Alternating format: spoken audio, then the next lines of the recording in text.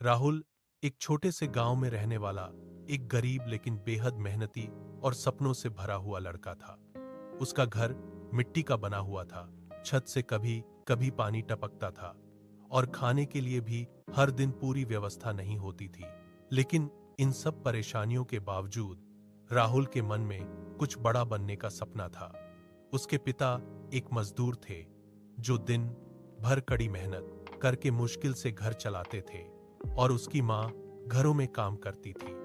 राहुल रोज सुबह जल्दी उठता, माँ के साथ पानी भरने में मदद करता, फिर फटे पुराने कपड़े पहनकर स्कूल के लिए निकल जाता।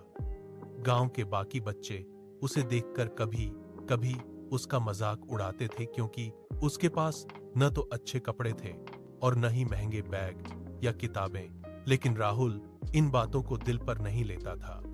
उसके लिए सबसे जरूरी था पढ़ाई और अपना सपना पूरा करना। स्कूल में वह हमेशा ध्यान से पढ़ता, हर सवाल का जवाब देने की कोशिश करता और अपने टीचरों की बातों को बहुत गंभीरता से लेता था। टीचर भी उसकी लगन देखकर उसे प्रोत्साहित करते थे और कहते थे कि अगर वह ऐसे ही मेहनत करता रहा तो एक दिन जरूर कुछ बड़ा करेगा। लेकिन असली संघर्ष तो स्कूल के बाद शुरू होता था। जब बाकी बच्चे खेलते थे, राहुल घर लौटकर पहले घर के छोटे मोटे काम करता, फिर शाम को अपनी पुरानी किताबें लेकर बैठ जाता। उसके घर में बिजली नहीं थी, इसलिए वह रात में एक छोटे से दिए की रोशनी में पढ़ाई करता था। कई बार हवा चलने से दिया बुझ जाता तो वह फिर से उसे जलाता और पढ़ाई जारी रखता।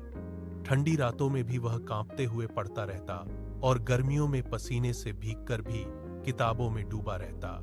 उसके अंदर एक अजीब सा जुनून था जो उसे कभी थकने नहीं देता था।